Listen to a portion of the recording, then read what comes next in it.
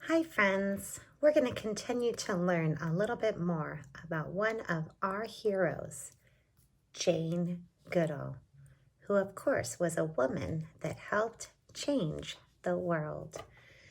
Now when we read the first few pages, we learned that Jane was very interested in animals, and she especially loved monkeys after watching a movie called Dr. Dolittle.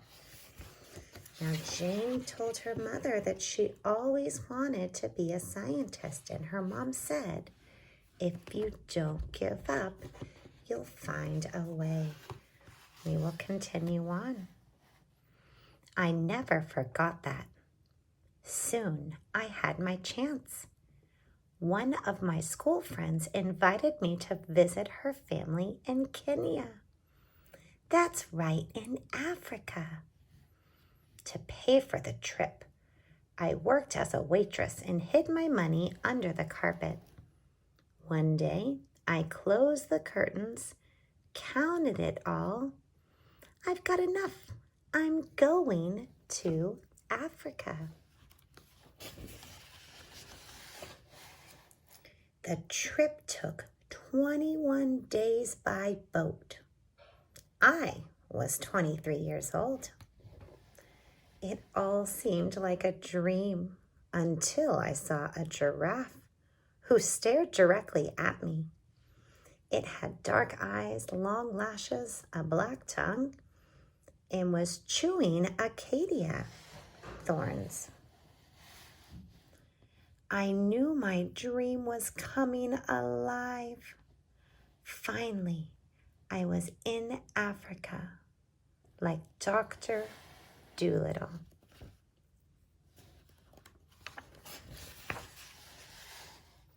Two months later, my life changed again. Someone told me, if you are interested in animals, you must meet Dr. Louis Leakey. Nice to meet you. I'm Jane Goodall. I hear you like animals. You have no idea. Dr. Leakey was an anthropologist, which means he studied how humans live, and also a paleontologist, which means he studied fossils and bones. At first, he hired me as a secretary, but he was quickly impressed with what I knew about animals, including his own pets. Eventually, Dr. Leakey told me about a new job studying chimpanzees up close. He said going into the forest would be hard. It would be dangerous. But if we could find out how chimps live today, we'd learn more about how our prehistoric ancestors used to live. I have no college degree, no training, and no experience, but I want that job. Jane, I've been waiting for you to say that. All righty. For a year, I read everything I could about chimpanzees. They're always observed in a lab. No one has studied them in a jungle where they actually live. I was also told that women couldn't be alone in the forest. They said I needed a guide, plus a companion. My mom offered to come. I was ready. I knew you wouldn't give up.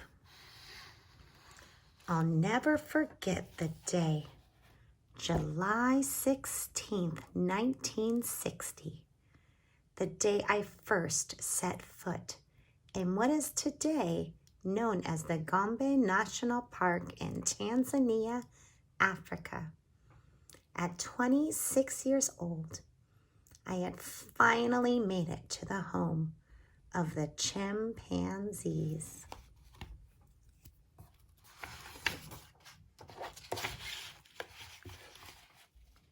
During one of my first explorations, we saw two two chimpanzees eating in a tall tree.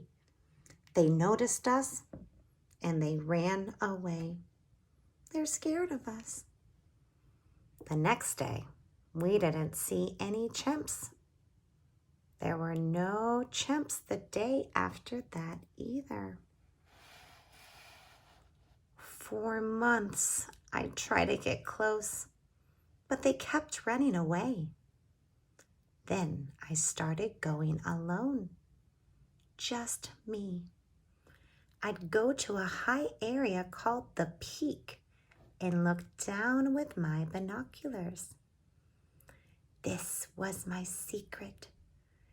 Be patient. Learn how they lived. Slowly move closer and closer. In time, I saw that the chimpanzees would hang out in groups of 6 or fewer.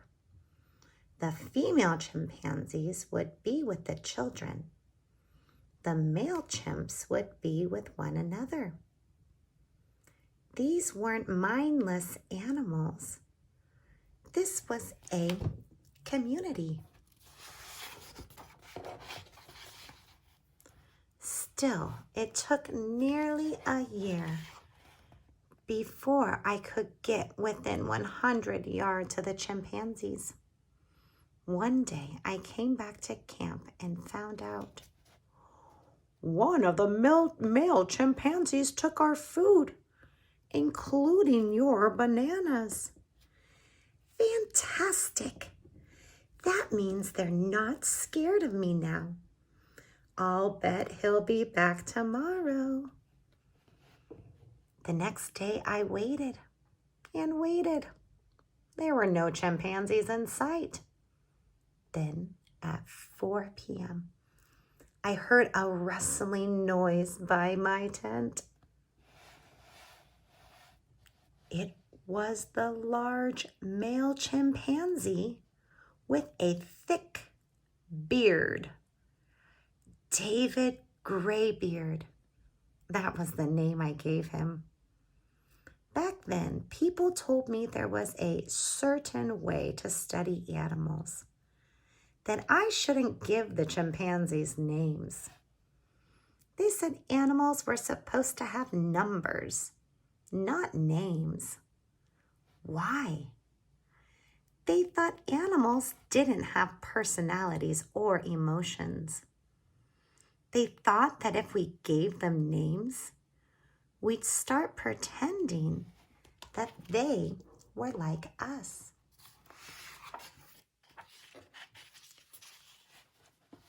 But that's what no one realized. They were like us. That day, David Graybeard took my nuts and my bananas. A month later, he took one from my hand.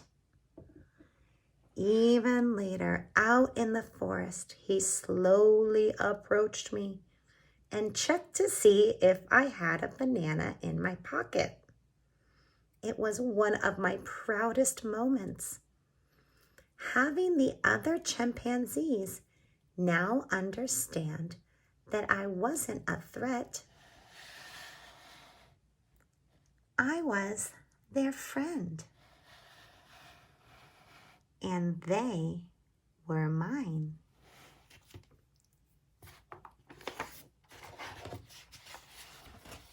One time, over time, by seeing the chimpanzees as individuals, I could truly understand them. David was calm, though he liked getting what he wanted. Who wants another banana? Goliath was easily excited. It's okay, pal, calm down. William was shy. And old Flo was a strong mother, always bringing her daughter and son.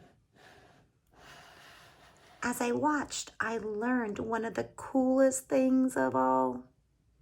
One day I saw David Graybeard stripping leaves from a twig, then sticking the twig into a termite mound. He wasn't just using the twig as a tool. He had made the tool. Before that, scientists thought only humans could make tools. There was no doubt now that these animals were intelligent.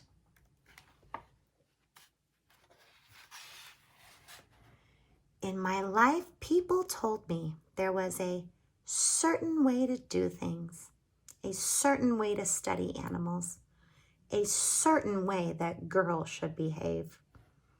They told me to follow the rules.